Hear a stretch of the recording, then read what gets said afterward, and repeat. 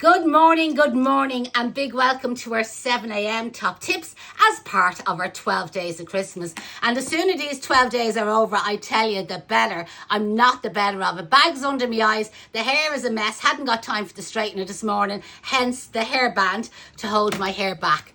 So, are you a flower shop? Are you a home-based studio florist?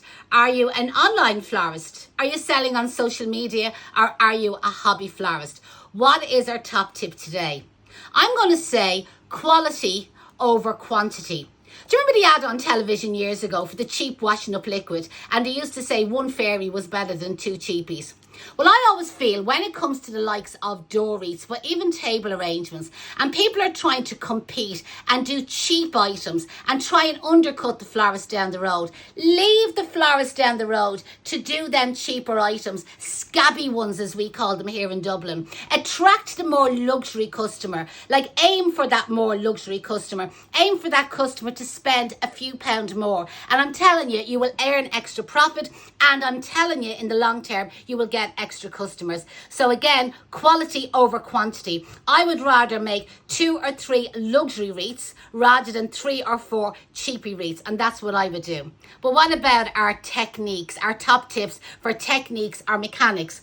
Have you come across these? These are tubes.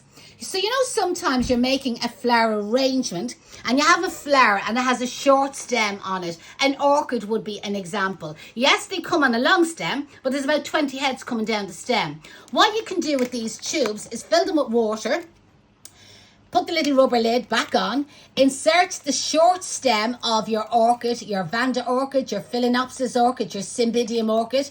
Get the rubber lid back on there, Janette, and you'll just get another one. Stick your orchid stem down into the tube, and then you can insert that down into the floral foam. But have you come across these tubes? These are brilliant. I haven't got the little rubber lids for them. They're down there somewhere, and I'm not going to go fumbling and foostering.